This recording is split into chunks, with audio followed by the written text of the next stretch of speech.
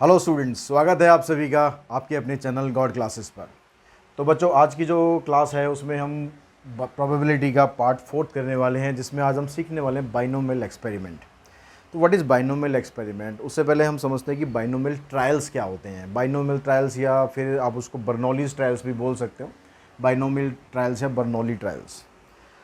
Suppose अगर court में कोई एक केस पेंडिंग चल रहा है, ठीक है, तो मैथमेटिक्स से हम लॉ कैटेगरी में चल गए जहाँ पर कोर्ट में एक केस चल रहा है। अब कोर्ट में जब केस चलता है तो वो लास्ट में, ठीक है, मैं तारीख की बात नहीं कर रहा हूँ कि तारीख पे तारीख मिलती जाए, वो एक अलग केस है। लेकिन जब फैसला आता है, जब डिसीजन आता है कोर्ट का, तो क्या होता है उसमें, या तो गिल्टी होता है या नॉट गिल्टी होता है। दो ही ऑप्शन होते हैं। ऐसा नहीं हो सकता कि भाई वो गिल्टी हो भी, थोड़ा बहुत गिल्टी हो, थोड़ा बहुत ना हो, ऐसा ना हो। मतलब जो भी उसके ऊपर अपराध का लगाया गया है, जो भी उसके ऊपर इल्ज़ाम लगाया गया, उसके लिए वो या तो गिल्टी होता है या नॉट गिल्टी होता है। तो दैट मीन्स वहाँ पर आपके पास सिर्फ दो ही पॉसिबिलिटी होती है कि या तो वो गिल्टी है या फिर वो नॉट गिल्टी है। तो इसको हम कह सकते हैं कि वो सक्सेस है या फिर फेलियर है। तो जब भी हम कोई ट्रायल करते हैं, कोई एक्सपेरिमेंट करते हैं, उस एक्सपेरिमेंट के अंदर अगर हमारे पास सिर्फ दो ही ऑप्शन आए, ठीक है, अगर हम कोई एक्सपेरिमेंट करते हैं और हमारे पास सिर्फ दो ही ऑप्शन आए, तो उस एक्सपेरिमेंट को हम बोलते हैं बाइनोमियल ट्रायल्स या बर्नौलीज ट्रायल्स। उस ट्रायल को हम बोलते हैं, ठीक है। अब ये जो दो रिजल्ट आते हैं, इस दो रिजल्ट में से एक को हम नॉर्मली ट्रीट करते हैं as a success and second is failure. Like अगर हम कोई कॉइन टॉस करें, ठीक है, we tossing a coin, then we get head और टेल। सिर्फ दो ही ऑप्शन आएंगे आपके पास, या तो हेड आएगा या फिर टेल आएगा। अगर मैं कहता हूँ कि भाई हेड आना जो एक सक्सेस है, मैं हेड को डिफाइन कर रहा हूँ, वहाँ पर सक्सेस है, तो अगर टेल आ गया तो क्या हुआ, फेलियर हो गया। तो वहाँ पर सिर्फ दो ही ऑप्शन मुझे मिलेंगे, या तो हेड आएगा या फिर टेल आएगा। हेड आने का मतलब है कि मुझे सक्सेस मिल गई, मैं टॉस जीत गया, और अगर टेल आएगा तो मतलब है कि मैं टॉस हार गया। भैया अब दूसरी टीम के ऊपर डिपेंड करता है कि वो हमें क्या देगा, ठीक है। अगर हम कोई डाइस थ्रो करते हैं, डाइस थ्रो करने में अगर आप नंबर्स लोगे ना, आपने नंबर्स फेंके 1 2 3 4 5 6, अगर मान लो सपोज मैं कहता हूँ कि मेरे पास नंबर आ गया 1। अब नंबर वहाँ पर 1 आ रहा है और मेरे को चाहिए वहाँ पर, मतलब 1 ही मुझे चाहिए, तो वो सक्सेस हो गई। अगर 1 नहीं आया तो वहाँ पर होगी फेलियर, ठीक है। तो इस तरह से हमारे पास नंबर ऑफ़ ट्रायल में कितने भी आप ट्रायल कर लो, चाहे 2 ट्रायल करो, चाहे 10 ट्रायल करो, चाहे 5 ट्रायल करो, वहाँ पर आपके पास ऑप्शन सिर्फ दो ही होने चाहिए, या तो सक्सेस होनी चाहिए या फेलियर होनी चाहिए। तो उस तरह के ट्रायल्स को हम बोलेंगे बाइनोमियल ट्रायल्स और बर्नौलीज ट्रायल। इसी से रिलेटेड है फिर बाइनोमियल एक्सपेरिमेंट। बाइनोमियल एक्सपेरिमेंट में क्या हो गया, an experiment that can be regarded as a sequence of n trials. मतलब अगर उसके अंदर हम कॉइन को अगर टॉस कर रहे हैं, मान लो मैं कॉइन को टॉस करता ही जा रहा हूँ, करता ही जा रहा हूँ, भैया मैं अपनी हार से परेशान हूँ, मेरे को हेड चाहिए, मैं टॉस करता ही जा रहा हूँ, करता ही जा रहा हूँ। मान लो मैंने 10 बार टॉस कर लिया। अब अगर 10 बार टॉस कर लिया तो सोचो कि उसका आप सैम्पल स्पेस बनाने की कोशिश करेंगे, क्या बन पाएगा? नहीं बन पाएगा। तो बाइनोमियल एक्सपेरिमेंट की ज़रूरत हमें इसीलिए पड़ती है मेनली कि भाई आप जब नंबर ऑफ़ ट्रायल्स अब ज़्यादा करोगे, एक्सेस में करोगे, तो उसका सैम्पल स्पेस आपसे बनेगा ही नहीं, तो आप उसकी प्रोबेबिलिटी निकालोगे कैसे? अगर आप किसी डाइस को आप थ्रो करते जा रहे हो, भैया मेरा 6 आ ही नहीं रहा यार, बड़ी मुश्किल हो रही है, गेम में 6 ही नहीं आ रहा, आप ट्रायल पे ट्रायल पे करे जा रहे हो, आपने 10 बार फेंक दिया, 50 बार फेंक दिया, तो यानी आपके इतने सारे ट्रायल्स हो गए कि भैया उससे अगर हम बनाना चाहें ना वहाँ पर सैम्पल स्पेस, तो वो एक इम्पॉसिबल सा टास्क हो जाएगा।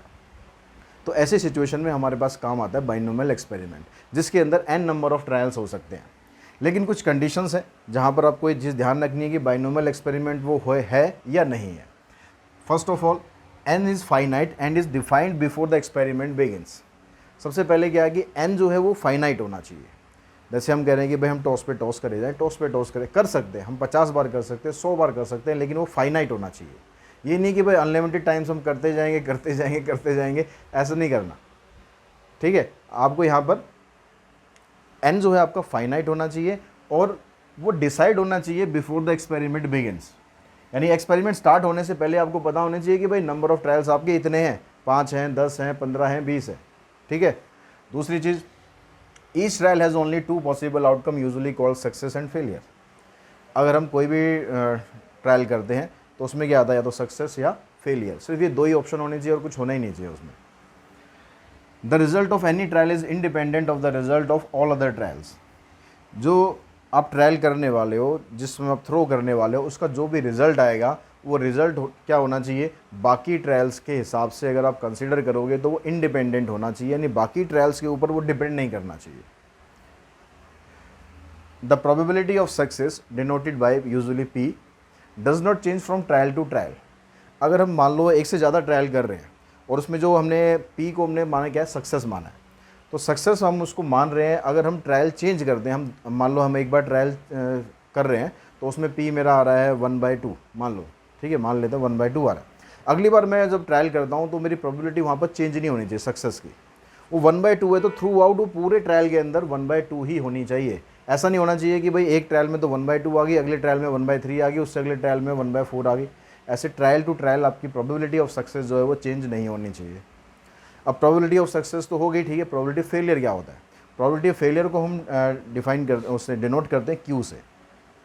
तो अब क्योंकि टोटल 2 ही केस होते हैं हमारे पास, probability of success and probability of failure, तो इसलिए जब आप इन दोनों का सम करोगे तो प्रोबेबिलिटी का जो टोटल होता है वो 1 के बराबर होता है। तो P + Q is always equals to 1 in any trial. कितने भी ट्रायल आप कर लो, P + Q हमेशा जो है 1 के बराबर रहेगा। तो कभी कभी क्या होगा, क्वेश्चंस में आपको P को एक्सप्लेन किया होगा, Q नहीं कर रखा होगा, तो Q आप इसकी हेल्प से निकाल सकते हो। कभी कभी Q कर रखा होगा, P नहीं कर रखा होगा, तो आप इसकी हेल्प से उसे निकाल सकते हो। तो अब मैं यहाँ पर इसके बाइनोमियल एक्सपेरिमेंट का जो फार्मूला है, फार्मूले के बारे में आपको बता रहा हूँ। मैं इसके डेरिवेशन पे बात नहीं कर रहा हूँ, क्योंकि डेरिवेशन हमारे सिलेबस में आता भी नहीं है, और वैसे भी MCQs टेस्ट हैं आपके, तो उसमें डेरिवेशन का तो मतलब ही नहीं। तो मैं यहाँ पर इसके फार्मूले पे ही बात कर रहा हूँ सीधा, कि अगर आपके पास n नंबर ऑफ़ ट्रायल है और x को हम रिप्रेजेंट कर रहे हैं एज सक्सेस से, ठीक है, n नंबर ऑफ़ ट्रायल है और हम रिप्रेजेंट कर रहे हैं x को सक्सेस से, तो हमारा जो फार्मूला है वो ये फार्मूला होता है, probability of x equals to r is equals to NCR। NCR मतलब कॉम्बिनेशन। कॉम्बिनेशन पिछली क्लासेस में मैंने आपको थोड़ा बहुत बता दिया है कि किस तरह से निकालते हैं। फिर भी अगर किसी को प्रॉब्लम हो रही है ना कि नहीं अभी भी समझ में नहीं आ रहा, तो आप 11th क्लास की वीडियो जरूर देख लो एक बार, परमुटेशन एंड कॉम्बिनेशन की, वहाँ से डिटेल में सब कुछ बता रखा है। वैसे आई थिंक जितनी हमें ज़रूरत है उतना मैंने आपको बता दिया था यहाँ पर, जो प्रोबेबिलिटी की पिछली वीडियोज़ हैं, और आपको आई थिंक उससे समझ में आ भी गया होगा। तो ये जो NCR, P मतलब probability of success raise to power R and Q is raise to power N-R, ये हमारा फार्मूला है। और R की जो वैल्यू है 0, 1, 2, 3 अप टू N हो सकती है, क्योंकि N नंबर ऑफ़ ट्रायल्स होते हैं। तो ये सारी इसकी बेसिक चीज़ें हैं। अब इसके क्वेश्चंस हम कुछ करते हैं। क्वेश्चंस को समझने से पहले मैं थोड़ा एक्सपेरिमेंट्स के आपके कुछ एग्जांपल और दे दूँ कि कैसे आपको पता लगेगा कि आपका ये जो एक्सपेरिमेंट है ये बाइनोमियल एक्सपेरिमेंट है या नहीं है। जैसे मान लो सपोज़ आप एक कॉइन टॉस करते हो। अब एक कॉइन टॉस अगर हम करते हैं तो उसमें कहता है कि जब तक 3 बार हेड ना आ जाए आपका, तब तक टॉस करते रहो। जब तक 3 बार हेड नहीं आ जाए तब तक टॉस करते रहना। मान लो किस्मत ही इतनी ख़राब है कि वो हेड आ ही नहीं रहा, तो ये नहीं है कि भाई आप टॉस करते रहो आपको सब कुछ छूट दे रखी है, ऐसा नहीं है। आपको N फिक्स करना पड़ेगा। N अगर फिक्स नहीं है, अगर N यहाँ पर इस केस में इनडिफाइंड है, ठीक है, N यहाँ पर नॉट डिफाइंड है, तो यहाँ पर ये अगर नॉट डिफाइंड होता है तो according to this N is finite, मतलब N आपका फाइनाइट होना चाहिए। तो ये जो एग्जांपल मैंने दिया है ये अभी बाइनोमियल एक्सपेरिमेंट नहीं है, क्योंकि यहाँ पर N आपका फिक्स नहीं है। अगर हम कोई दूसरा केस लेते हैं, मान लो ये कहता है कि आपको 52 प्लेइंग कार्ड है, उसमें से आपको स्पेड का कार्ड निकालना है, स्पेड का कार्ड होगा या नहीं होगा, ठीक है। अब उसके बाद क्या करना है, हमें एक और कार्ड निकालना है without replacing the previous card, यानी जो कार्ड आपने पहले निकाला था उसको निकाले बिना आपको दोबारा कार्ड एक और निकालना है। अब यहाँ पर समझो कि मान लो आपने स्पेड का कार्ड निकाल लिया, स्पेड के कार्ड हमें पता है 13 होते हैं, तो हमारी जो प्रोबेबिलिटी ऑफ सक्सेस होगी यहाँ पर क्या होगी, 13/52, दैट इज़ इक्वल्स टू 1/4। अब जब हम नेक्स्ट ट्रायल कर रहे हैं, हम दोबारा फिर एक कार्ड निकाल रहे हैं और हमने इस पिछले कार्ड को इसमें रिप्लेस नहीं किया है, तो हमारा जो स्पेड का कार्ड है वो एक कम हो गया। अब स्पेड का कार्ड अगर हमारा कम हो गया, तो वो कार्ड कम होने पर आप जब दोबारा प्रोबेबिलिटी इसकी निकालोगे तो क्या आ जाएगी 12/51, और 12/51 आप करोगे तो 4/17 आएगी। तो यहाँ पर क्या हो गया, आपकी जो प्रोबेबिलिटी है दोनों केस में डिफरेंट हो रही है, लेकिन आपकी जो प्रोबेबिलिटी है वो आपकी डिफरेंट नहीं होनी चाहिए। Probability does not change from trial to trial. तो ये जो एग्जांपल है ये भी आपका इसका बाइनोमियल एक्सपेरिमेंट का एग्जांपल नहीं है। अगर हम यहाँ पर मान लो आपके पास कोई 52 प्लेइंग कार्ड है और उसमें से आपको जो कार्ड निकालना है वो डायमंड का कार्ड हो सकता है, स्पेड का कार्ड हो सकता है, या फिर क्लब का कार्ड हो सकता है, या हार्ट का कार्ड हो सकता है। तो यहाँ पर भी ये बाइनोमियल एक्सपेरिमेंट नहीं है। क्यों नहीं है? क्योंकि यहाँ पर आपके पास 4 चीज़ें आ गई हैं, 4 ऑप्शन आ गए यहाँ पर, जबकि बाइनोमियल एक्सपेरिमेंट में क्या होना चाहिए? सिर्फ 2 ही होना चाहिए, या तो सक्सेस या फेलियर। लेकिन यहाँ पर स्पेड कार्ड हो गया, आपके हार्ट कार्ड हो गया, डायमंड कार्ड हो गया, क्लब कार्ड हो गया, तो 4 ऑप्शन आ गए। तो सक्सेस और फेलियर यहाँ पर नहीं है, 4 ऑप्शन है। तो इसलिए ये वाला भी आपका जो मैंने अभी एग्जांपल आपके लिए बोला है वो भी बाइनोमियल एक्सपेरिमेंट नहीं है। तो इस तरह से आपको पहचान कर लेनी है कि बाइनोमियल एक्सपेरिमेंट है या नहीं है। ठीक है, एन फाइनाइट होना चाहिए, प्रोबेबिलिटी उसकी चेंज नहीं करनी चाहिए ट्रायल टू ट्रायल, और आपके पास सिर्फ 2 ही ऑप्शन होने चाहिए, या फिर सक्सेस या फिर फेलियर। तो ये सब तो हमारी बिल्कुल बेसिक बातें थी। अब हम इसके कुछ क्वेश्चंस ट्राई कर लेते हैं। एक्सरसाइज निकालो अपनी 9.3, और उसके कुछ क्वेश्चंस हम यहाँ पर लेते हैं ताकि आप समझ सको कि बाइनोमियल एक्सपेरिमेंट आपको यूज़ कैसे करना है। तो यहाँ पर जो फर्स्ट क्वेश्चन है आपके एक्सरसाइज का, उसमें कहता है coin is toss 5 times and find the probability of getting at least 4 heads and at most 4 heads. तो यहाँ पर अब जो कॉइन है वो कितनी बार टॉस किया जा रहा है? 5 टाइम्स टॉस किया जा रहा है। तो सैम्पल स्पेस तो देखो बनाना इसका बड़ा मुश्किल काम है। तो बाइनोमियल एक्सपेरिमेंट हम यहाँ पर कर रहे हैं। बाइनोमियल एक्सपेरिमेंट क्यों होगा? क्योंकि जब भी आप कॉइन को टॉस करोगे या तो हेड आएगा या टेल आएगा, 2 ही चीज़ आएंगी, यानी सक्सेस है या फिर फेलियर है। तो यहाँ पर अब टोटल नंबर ऑफ टॉस है कितने? 5 है। दैट मीन्स एन की वैल्यू तो मिल गई आपको 5। अब यहाँ पर जो सक्सेस है वो हम किसको कंसीडर कर रहे हैं? नंबर ऑफ हेड्स को हम सक्सेस कंसीडर कर रहे हैं। एटलीस्ट वेटलीस्ट सब बाद में देखेंगे। ला क्या रहे हो? अब लाना क्या चाह रहे हो? आप हेड लाना चाह रहे हो। That means x is represent as number of success, x represent number of head as success. तो अब आगे बढ़ने से पहले आपको सबसे पहले क्या करना है? पी और क्यू की वैल्यू फाइंड करनी है, यानी प्रोबेबिलिटी ऑफ सक्सेस और प्रोबेबिलिटी ऑफ फेलियर। अब प्रोबेबिलिटी ऑफ सक्सेस या प्रोबेबिलिटी ऑफ फेलियर आप जब भी निकालोगे तो जब हम कॉइन को एक बार टॉस करते हैं उसके हिसाब से निकलेगी। ये नहीं कि आप ये सोचने लगो कि भाई 5 बार टॉस कर रहे हैं तो प्रोबेबिलिटी ऑफ हेड 5 बार कितनी आएगी, ठीक है, उसके हिसाब से हम निकालें। नहीं, आपको सिर्फ एक बार जब हम टॉस करते हैं उसके हिसाब से। प्रोबेबिलिटी ऑफ हेड क्या होता है आपके पास? 1/2, और अगर इसकी हेल्प से आप क्यू निकालोगे तो प्रोबेबिलिटी ऑफ फेलियर वो आ जाएगी 1/2, क्योंकि दोनों का सम हमेशा 1 के बराबर होता है। तो आप चाहे यहाँ पर 10 बार टॉस करो, 50 बार टॉस करो, कोई मतलब नहीं है। पी और क्यू जब भी आप निकालोगे एक बार जब टॉस करते हो उसके हिसाब से आपको निकालना है। तो अब आपके पास जो फर्स्ट पार्ट है उसमें कहता है एटलीस्ट 4 हेड। एटलीस्ट 4 हेड का मतलब हो गया कि एक्स की वैल्यू क्या है कि कम से कम 4 होनी चाहिए। कम से कम 4 का मतलब 4 से ज़्यादा भी तो हो सकती है ना। एटलीस्ट का मतलब क्या होता है कि कम से कम 4 तो होना ही चाहिए। तो 4 से ज़्यादा यानी 4 भी हो सकता है, 5 भी हो सकता है, लेकिन 6 नहीं हो सकता, क्योंकि टॉस तो 5 ही बार कर रहे हो, तो 6 तो मतलब ही नहीं होता ना। तो अगर हम लेते हैं एटलीस्ट के लिए सिंबल यूज़ करेंगे, तो इसका मतलब हमें प्रोबेबिलिटी निकालनी है x = 4 की और x = 5 की। अब हम जो px वाला फार्मूला जो भी मैंने पीछे बताया था, ठीक है, कौन सा? px = r NCR p⁻r q⁻n-r, यही फार्मूला आपके पूरे एक्सरसाइज में चलेगा। अब यहाँ पर x की वैल्यू 4 है, तो ये क्या आ जाएगा आपके पास? n कितना आपके पास? 5 है, तो 5c4 p⁻4 and q⁻5 - 4 = 1 plus 5c5 p⁻5 and q⁻0। तो अगर पावर 0 है तो आप लिखो या मत लिखो। Now put the value of p and q। p is 1/2 and q is also 1/2। तो 5c4 = 5 and p 1/2 1/2 1 plus 5c5 = 1 and 1/2 5। अब यहाँ पर देखो दोनों में 1/2 की पावर 4 इधर है, 1 इधर है, तो 5 ही हो गई। इधर भी 5 है, तो आप इसको 1/2 की पावर 5 को निकाल सकते हो कॉमन। अंदर क्या बचेगा आपके पास? 5 प्लस में 1, तो ये आ गया 6। 1 की पावर 5 करेंगे 1 ही रहेगा, 2 की पावर 5 करेंगे 32 आएगा, ऊपर यहाँ 6 आ गया, इसको कैंसिल करो, तो आंसर आ गया आपके पास 3/16। तो ये आ गया किसका? If at least 4 head. ओके, अगर हम इसके सेकंड पार्ट की बात करें, उसमें कहता है एटमोस्ट 4 हेड। एटमोस्ट 4 हेड्स का मतलब क्या बन गया कि ज़्यादा से ज़्यादा आपके पास 4 हेड होने चाहिए। तो ज़्यादा से ज़्यादा अगर 4 हेड आपको चाहिए तो इसका मतलब क्या हुआ,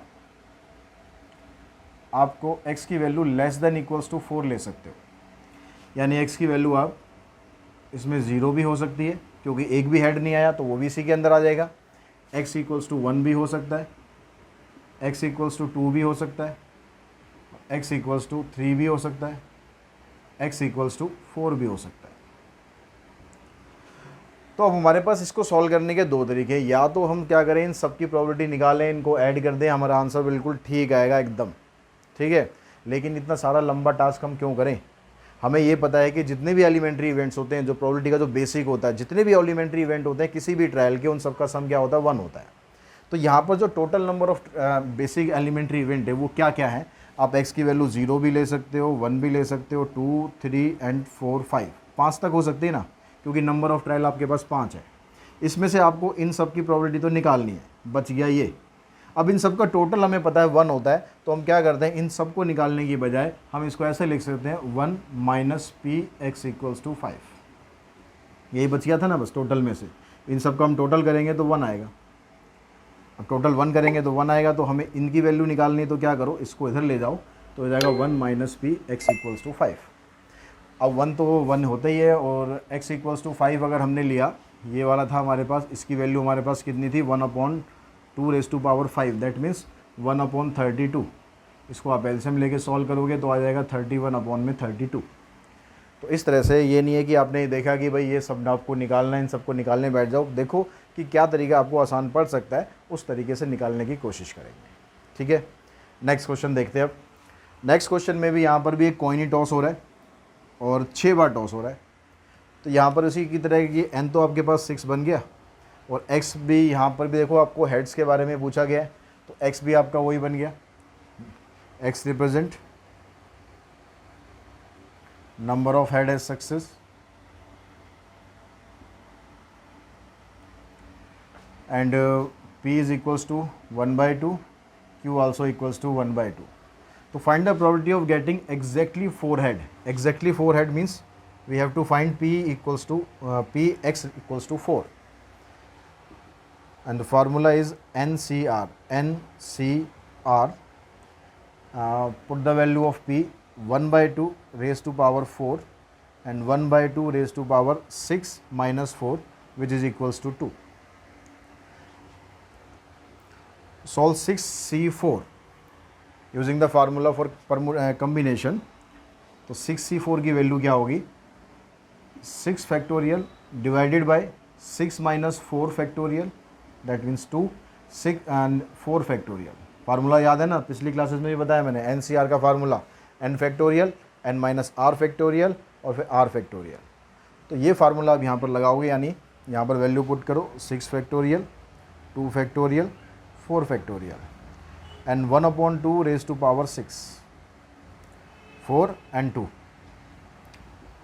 एक्सपेंड 6 फैक्टोरियल, 6 इंटू 5 इंटू में 4 factorial divided by 2 into 1 and right 4 factorial as it is 1/64।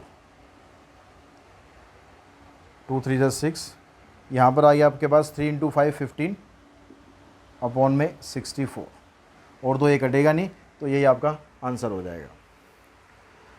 अब इसका जो सेकंड पार्ट है, इसमें क्या पूछा आपसे, एटलीस्ट 4 हेड। एटलीस्ट 4 हेड का मतलब फिर से वही आ गया आपके पास कि p की जो वैल्यू है वो ग्रेटर दैन इक्वल्स टू 4 होगी। तो ग्रेटर दैन इक्वल्स टू 4 का मतलब आपको p x इक्वल्स टू 4 भी निकालना है, x इक्वल्स टू 5 भी निकालना है, x इक्वल्स टू 6 भी निकालना है, क्योंकि आपके पास टोटल नंबर ऑफ ट्रायल 6 तक है, उससे ज़्यादा मत चले जाना कहीं फ्लो में और इमोशन में बह जाओ कि 6 7 8 9 10 करते जाओ, ठीक है, ऐसा नहीं करना है। अब x इक्वल्स टू 4 निकालेंगे तो वही 6C4, 1/2 raise to power 4, 1/2 raise to power 2, 6C5, 1/2 raise to power 5 and 1/2 raise to power 1, 6C6, 1/2 raise to power 6। 6C4 को अभी हमने सॉल्व करा, कितना आया था 6C4 को, ये आया था हमारे पास यहाँ से सिर्फ ये 3 5 15, तो इसकी वैल्यू 15 है, और 1/2 रेज टू पावर 6 यहाँ पर बन जाएगा। 6C5 की जो वैल्यू होती है 6 के बराबर आएगी, और 1/2 रेज़ टू पावर 6 यहाँ भी रहेगा। 66 की वैल्यू 1 होगी और 1/2 रेज़ टू पावर 6 यहाँ भी होगा। तो 1/2 रेज़ टू पावर 6 को तो आप निकाल दो कॉमन। आपके पास यहाँ से बचा 15, यहाँ से बचेगा आपके पास 6 और यहाँ से बचेगा 1। इसकी वैल्यू होगी 1/64 इंटू में 15 + 6 21 + 1 22। 2 से दोनों कट जाएंगे तो 11/32 ये आपका फाइनल आंसर आ जाएगा। तो आई थिंक ये दोनों क्वेश्चन समझ में आए होंगे किस तरह से आपको बाइनोमियल ट्रायल एक्सप्लोर करना है, कैसे उसको सॉल्व करना है। अब आगे हम क्वेश्चन नंबर 3 पे चलते हैं।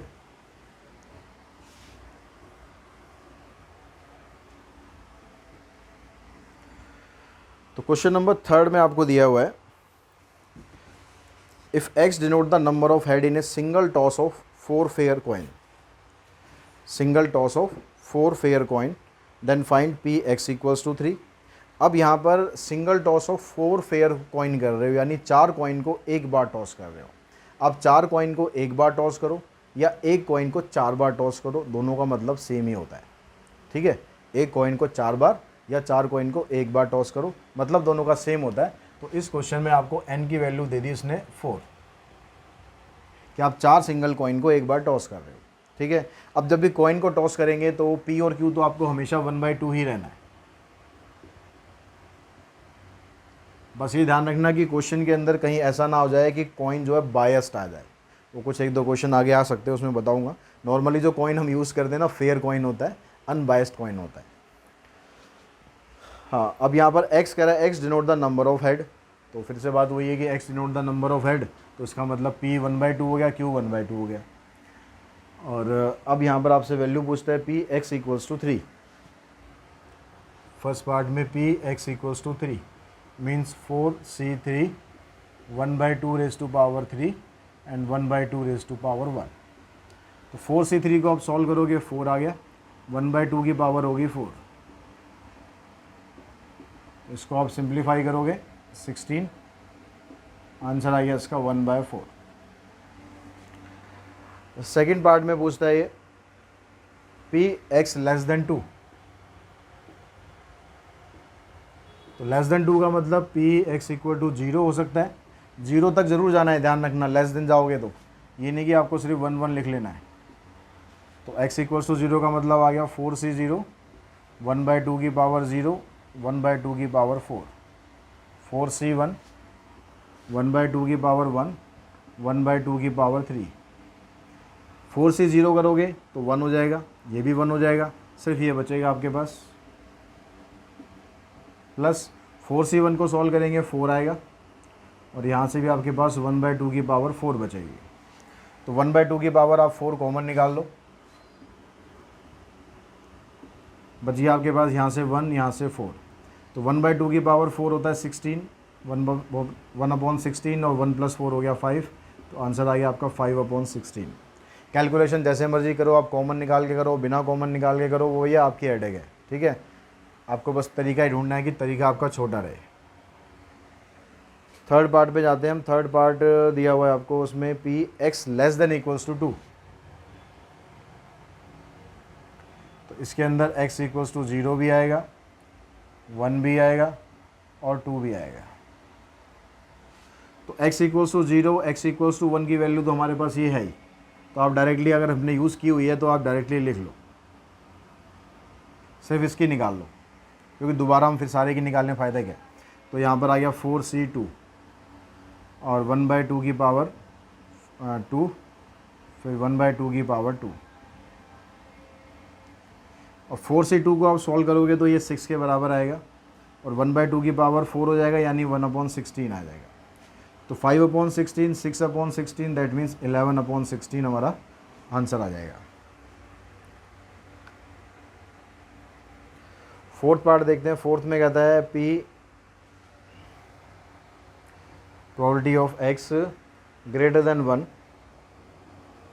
less than equals to 3। तो greater than 1 means p x = 2 और p x = 3। अब p x = 2 भी हमने निकाला हुआ है, कितना है था ये 6/16। तो तो इसकी जगह पुट कर दो 6/16। x इक्वल्स टू 3 भी हमने निकाला हुआ है 1/4। तो इन दोनों का आप एलसीएम लोगे, एलसीएम आ जाएगा 16, 10/16 दैट मीन्स 5/8। ये इसका आंसर आ जाएगा। नेक्स्ट क्वेश्चन पे चलते हैं। नेक्स्ट में कहता है कि 10 coin are used, what is the probability of getting at least 8 head. अब यहाँ पर 10 कॉइन यूज़ हो रहे हैं, तो बात वही है कि भाई एक कॉइन यूज़ करो, 10 कॉइन यूज़ करो, तो n आ गया आपके पास 10, और यहाँ भी x उसी को रिप्रेजेंट कर रहा है हेड को, तो p की वैल्यू भी सेम रहेगी, q की वैल्यू भी सेम रहेगी। अब यहाँ पर ये कहता है कि probability of getting at least 8 head, at least 8 head ये आपको निकालना है। तो इसका मतलब आपको x greater than equals to 8 निकालना है, यानी x इक्वल्स टू 8 की वैल्यू निकालनी है, 9 की वैल्यू निकालनी है और 10 की वैल्यू निकालनी है। अब x इक्वल्स टू 8 करेंगे, इसका मतलब हो गया 10c8, 1/2 की पावर 8, 1/2 की पावर 2, 10c9, 1/2 की पावर 9, 1/2 की पावर 1, 10c10 का मतलब हो गया 1/2 की पावर 10। तो 1/2 की पावर 10 तो सब में से आपको कॉमन निकाल देनी है, तो इसको आप कॉमन निकालो, 1/10 की पावर 10 इनटू में अंदर क्या रहेगा 10c8। 10c8 को अगर आप सॉल्व करोगे तो ये कितना आ जाएगा आपके पास 45। धीरे धीरे सीख जाओगे डायरेक्टली कि डायरेक्ट वैल्यू कैसे लिखनी है आपको। 10c9 का मतलब हो गया 10, 10c10 का मतलब हो गया 1, तो 45, 55 प्लस 1 56, तो 56 अपॉन में 10 रेज टू पावर 10। अब आप अपना आंसर जो है यहीं पर ही छोड़ दो, 56 raise to power 56 raise to power 2 raise 10 नहीं आएगा, यहाँ पर 2 आएगा। तो पावर अगर बहुत ज़्यादा हो तो आप ऐसे भी आंसर छोड़ सकते हो, लेकिन यहाँ पर 2 की पावर है, तो ये तो शायद आपको याद भी हो कि 2 की पावर 10 होता है 104, 1024।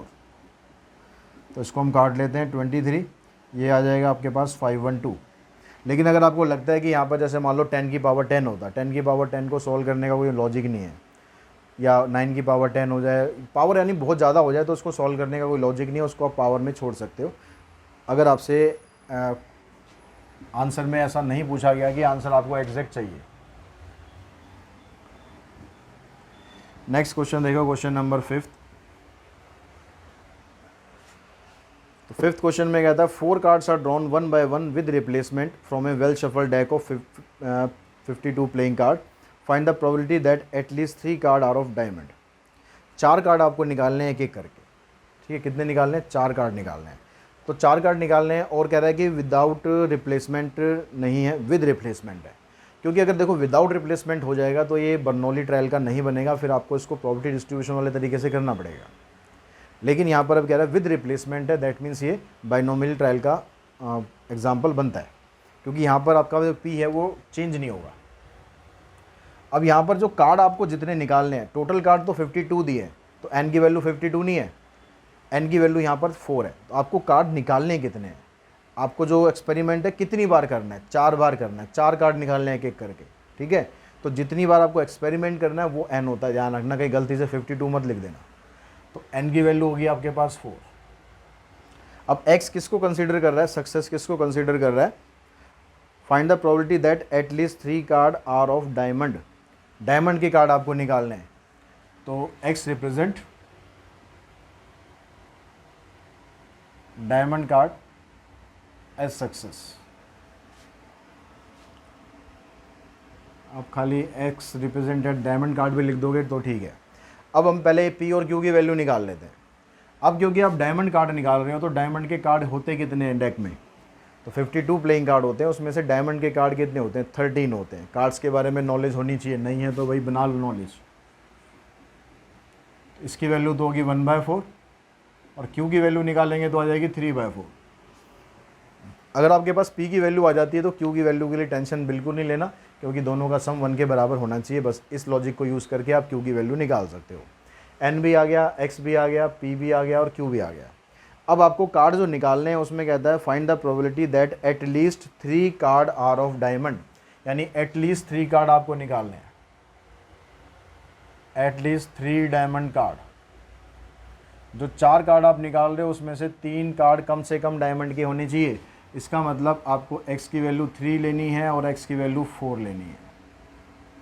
एटलीस्ट का मतलब यही हुआ ना कि कम से कम 3 कार्ड डायमंड के होंगे। जब भी एक्सीड एटलीस्ट वर्ड आएगा तो उसके आगे तक आपको जाना है।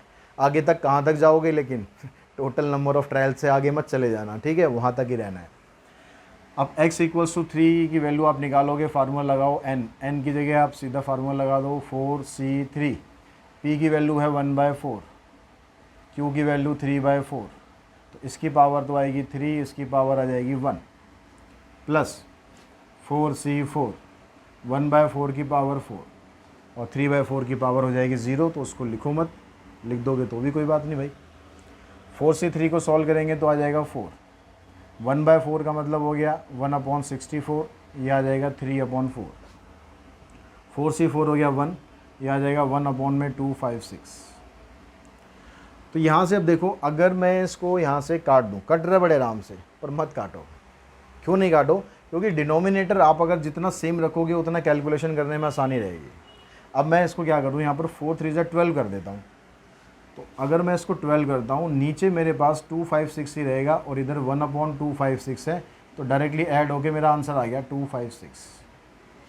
अगर आप ऐसा नहीं करते तो आप क्या करते भाई, 4 को 4 से काट दे, खुश हो जाते, चलो भाई कट गया, कुछ थोड़ा सा कम हो गया, लेकिन काम आपका बढ़ गया है।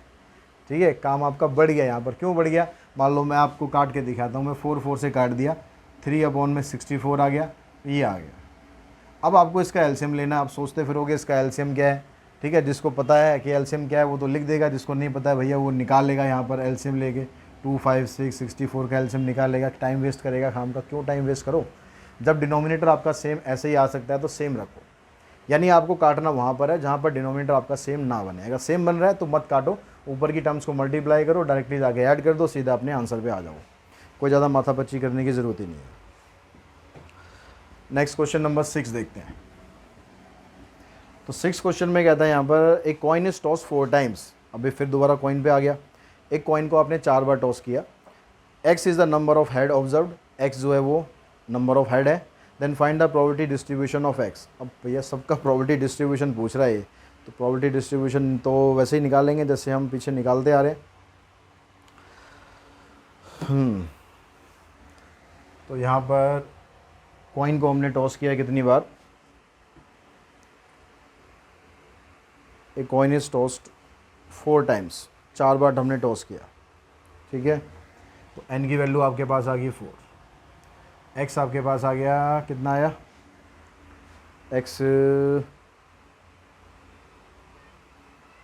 x क्या था, नंबर ऑफ हेड था ना, तो उसमें हमें सबकी निकालनी है। तो यहाँ पर कोई स्पेसिफिक वैल्यू नहीं दे रखी, तो x की वैल्यू 0 1 2 3 4 सबके लिए निकालना है, ठीक है। x आपके पास ही आ गया। p और q की वैल्यू सेम रहेगी क्योंकि कॉइन टॉस कर रहे हो। अब इन सब का आपको प्रोबेबिलिटी डिस्ट्रीब्यूशन फाइंड करना है। तो अगर x की वैल्यू 0 होती है तो px कितना हो जाएगा, 4c0 1/2 की पावर 0 एंड 1/2 की पावर 4। ये तो हो जाएगा 1, ये भी हो जाएगा 1, ये आ जाएगा 1/16। अगर x की वैल्यू 1 होती है, आपको मैंने प्रोबेबिलिटी डिस्ट्रीब्यूशन में क्वेश्चन कुछ ऐसे कराए थे कम्बिनेशन से, वो इसीलिए कराए थे क्योंकि इससे आसान पड़ता है। यहाँ पर आ जाएगा 4c1 1/2 और 1/2 की पावर 3।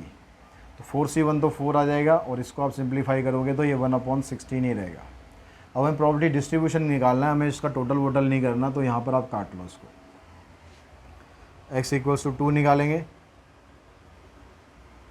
तो 4c2 1/2 की पावर 2 1/2 की पावर 2। तो 4c2 को सॉल्व करोगे 6 आ जाएगा और 1/2 की पावर 4 आएगी, यानी हो जाएगा 6/16 1/16 3/8। फिर x इक्वल्स टू 3 करेंगे, 4c3 1/2 की पावर 3, यहाँ 1/2। 4c3 को सॉल्व करोगे 4 आ गया, ये वही आ जाएगा 1/2 की पावर 4, मतलब फिर काटने के बाद ही आ गया। x इक्वल्स टू 4 करेंगे तो 4c4 1/2 की पावर 4, तो ये 1 हो गया और ये 1/16 यानी आ जाएगा 1/16। तो इस तरह से आप इसका प्रोबेबिलिटी डिस्ट्रीब्यूशन निकाल लेंगे और उसको टेबल में डाल देंगे। टेबल में डालना आपको आता ही है, आता है कि नहीं आता? टेबल बनानी है भाई, पिछले एक्सरसाइज में जैसे टेबल बनाई थी, लास्ट में अपना आंसर टेबल में छोड़ना अगर प्रोबेबिलिटी डिस्ट्रीब्यूशन पूछ रहा है तो।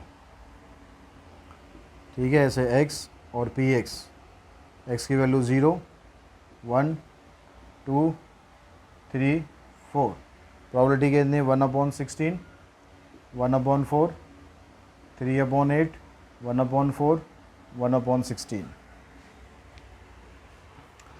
नेक्स्ट क्वेश्चन देखो, question number 7, find the probability distribution of number of success in 2 tosses of a die. Die को हमें कितनी बार टॉस करना है? 2 बार टॉस करना है। When a success defined as a getting a number greater than 4।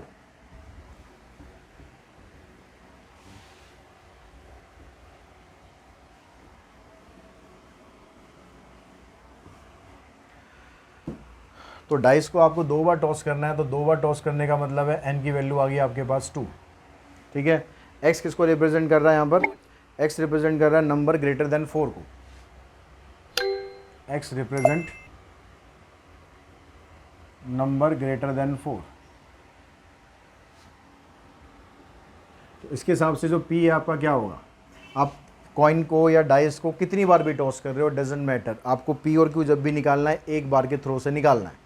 आपने एक बार डाइस को थ्रो किया, ठीक है, आपने डाइस को एक बार थ्रो किया, तो आपके पास जो नंबर 4 से बड़े आने के जो चांसेस है वो कितने होंगे? 4 से बड़ा नंबर या तो उसमें 5 होता है या फिर 6 होता है। तो 5 और 6 मतलब 2 चांसेस होंगे, तो उसकी प्रोबेबिलिटी आ गई 2/6 यानी 1/3, और क्यू आ जाएगा आपके पास 2/3। अब इसका आपको प्रोबेबिलिटी डिस्ट्रीब्यूशन बनाना है, टेबल ही बनाना है इसमें भी, यस प्रोबेबिलिटी डिस्ट्रीब्यूशन बनाना है। तो x की वैल्यू अब यहाँ पर आप लो 0। x की वैल्यू 0 का मतलब है कि जो नंबर हमने थ्रो करा है उसमें से एक बार भी 4 से बड़ा नंबर नहीं आया। अब यहाँ पर आपको सैम्पल स्पेस कैलकुलेट करने की ज़रूरत नहीं है, बर्नौली ट्रायल लगाओ और अपने आंसर को सॉल्व करो। तो इसकी जो प्रोबेबिलिटी है वो कितनी आ जाएगी? 2c0 1/3 की पावर 0 2/3 की पावर 2। 2c0 को सॉल्व करेंगे 1 आ जाएगा, ये 1 ही हो जाएगा, ये भी इधर से आ जाएगा 4/9। ये आपके पास इसकी प्रोबेबिलिटी आ गई। अगर हम x इक्वल्स टू 1 लेते हैं तो P x equals to 1 2c1 1/3 की पावर 1 2/3 की पावर भी 1। तो 2c1 को सॉल्व करेंगे 2 आ गया, इधर से 1/3 2/3, तो ये भी आपके पास 4/9 आ गया। x इक्वल्स टू 3, यहाँ पर 2c x इक्वल्स टू 3 नहीं, x इक्वल्स टू 2, तो यहाँ पर 2c2 आ गया 1/3 की पावर 2 और 2/3 की पावर 0। तो इधर से आ गया आपके पास 2c2 होता है 1, ये 1/9 आ गया, ये तो 1 हो जाएगा, तो ये आ जाएगा 1/9। तो आपके पास ये इसकी प्रोबेबिलिटी थी, x की वैल्यू ये आ गई, ये इसकी प्रोबेबिलिटी आ गई, टेबल में डाल दो, आपका आंसर तैयार। क्वेश्चन नंबर 8 में भी आपको प्रोबेबिलिटी डिस्ट्रीब्यूशन ही बनाना है। Find the probability distribution of number of doublet in 3 throw of a pair of die. आप पेयर ऑफ डाई को थ्रो कर रहे हो, आप पेयर ऑफ डाई को थ्रो कर रहे हो, कितनी बार थ्रो कर रहे हो? 3 बार थ्रो कर रहे हो। तो 8th क्वेश्चन में आपके पास n की वैल्यू आ गई 3। अब यहाँ पर जो सक्सेस है वो क्या रिप्रेजेंट कर रहा है? Number of doublet. x represent number of doublet. Doublet का मतलब पता है ना, जब हम पेयर को थ्रो करते हैं तो दोनों डाइस पर 1-1 आ जाए, दोनों डाइस पर 2-2 आ जाए, दोनों डाइस पर 3-3 आ जाए, 4-4 आ जाए, 5-5 आ जाए या फिर 6-6 आ जाए, उसको बोलते हैं डबलेट। तो अगर आप उसकी प्रोबेबिलिटी निकालते हो तो एक थ्रो के अंदर जब आप पेयर को थ्रो करते हो तो total sample space, total event जो बनते हैं आपके 36 बनते हैं। उसमें जो डबलेट होता है यानी 1-1 2-2 3-3 4-4 5-5 6-6, ये टोटल मिलाकर 6 टाइम्स आ जाता है। तो इसकी जो प्रोबेबिलिटी है वो बनती है 6/36 यानी 1/6, और फेलियर हो जाएगा 5/6। अब ये कह रहा है कि जो डबलेट है आपका कितनी बार आना चाहिए? प्रोबेबिलिटी डिस्ट्रीब्यूशन बनाना है, मतलब सारे बनाना है। x की वैल्यू 0, 1, 2, 3 तक लेनी है। तो x की वैल्यू 0, तो इसकी प्रोबेबिलिटी निकाल दो। 3c0, 1/6 की पावर 0, 5/6 की पावर 1, 3। ये 1 हो गया, ये 1 हो गया। इसको आप सॉल्व करोगे, आ जाएगा 125 divided by 216। x equals to 1, x equals to 2, x equals to 3, ये निकालना है हमें।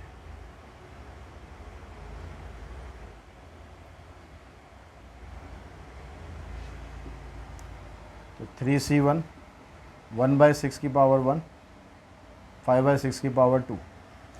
यहाँ पर एक पैटर्न हमेशा ऐसे बनेगा, जैसे जैसे आप आगे बढ़ते जाओगे ना, तो ये 3c2 करोगे, यहाँ 3c3 आएगा, और यहाँ 1/6 की पावर बढ़ती जाएगी, 0, 1, फिर यहाँ 2 हो जाएगी, यहाँ 3 आ जाएगी, इधर कम होती जाएगी, 1 हो गई, और यहाँ आके 0 हो जाएगी।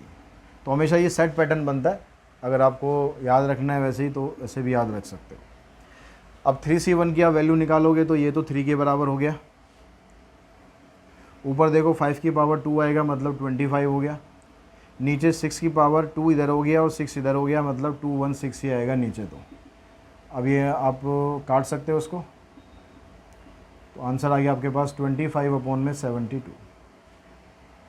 3c2 सॉल्व करेंगे, ये भी 3 आ गया। अब यहाँ पर 5 रहेगा खाली, नीचे वही आएगा आपके पास 216।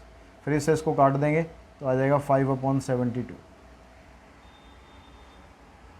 3c3 को सॉल्व करेंगे, 1 आएगा, और ऊपर 5 की पावर 0 है, तो 1 रह गया। 1 की पावर 3, 1 हो गया, तो 1/216, मतलब आ गया 1/216।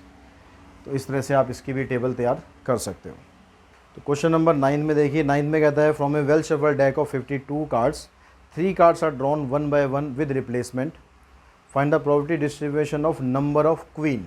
अब यहाँ पर जो x है उसको रिप्रेजेंट किया गया किससे, नंबर ऑफ क्वीन से, और आपको उसमें से कार्ड निकालने हैं 3। तो 3 कार्ड निकालने हैं, इसका मतलब n की वैल्यू वहाँ पर होगी 3। क्वेश्चन नंबर 9 में n की वैल्यू आ गई 3, और x किसको रिप्रेजेंट कर रहा है, नंबर ऑफ क्वीन को। तो टोटल मिलाकर जो क्वीन होती है उसमें कितनी होती है, क्वीन अगर देखोगे तो उसके अंदर 4 क्वीन होती हैं। तो प्रोबेबिलिटी अगर आप निकालोगे सक्सेस की, तो 4/52, दैट मीन्स 1/13, और प्रोबेबिलिटी ऑफ फेलियर इज़ 12/13। ठीक है। अब यहाँ से आपको क्या निकालना है, प्रोबेबिलिटी डिस्ट्रीब्यूशन बनाना है यहाँ भी। तो x की वैल्यू अगर 0 है, तो यहाँ पर x की प्रोबेबिलिटी निकालोगे, तो ये आ जाएगी 3c0, 1/13 की पावर 0 एंड 12/13 की पावर 3। ठीक है। इसको अगर आप सॉल्व करोगे, ये 1 हो जाएगा, ये भी 1 हो जाएगा। अब यहाँ पर 12 की पावर 3 होता है 1728, और 13 की पावर जो 3 होती है 2197। इस तरह से करना है। अब बाकी का मैं आपको सिर्फ प्रोबेबिलिटी समझा देता हूँ, बाकी की जो कैलकुलेशन है वो आप खुद कर सकते हैं। तो x इक्वल्स टू अगर 1 होगा, तो प्रोबेबिलिटी इसकी कितनी आ जाएगी, यहाँ पर आ जाएगा 3c1, 1/13 की पावर 1 एंड 12/13 की पावर 2। ऐसे x इक्वल्स टू 2 करोगे। मेन चीज़ है कि आपको p, q, x ये सब कुछ पता लग जाए, उसके बाद तो बस कैलकुलेशन का ही काम है। इसकी पावर 2, इसकी पावर 1, 3 अगर आ गया तो x इक्वल्स टू 3, 3c3, 1/13 की पावर 3। ठीक है। इनको आप कैलकुलेट कर देंगे, आपके आंसर आ जाएंगे। ऐसे 10th क्वेश्चन है, उसमें भी प्रोबेबिलिटी डिस्ट्रीब्यूशन नहीं बनाना है। कहता है an urn contain 5 white and 3 blue ball. 5 तो आपके पास वाइट बॉल है और 3 आपके पास ब्लू बॉल है। तो टोटल बॉल कितनी हो गई, 8 बॉल्स हो गई। If 2 balls are drawn 1 by 1 with replacement. अब यहाँ से भी आपको 2 बॉल निकालनी है, तो आपको एक्सपेरिमेंट कितनी बार करना है, 2 बार करना है। तो n की वैल्यू तो होगी आपके पास 2। अब ये x किसको रिप्रेजेंट कर रहा है, find the probability distribution of number of white ball drones. x represent number of white ball.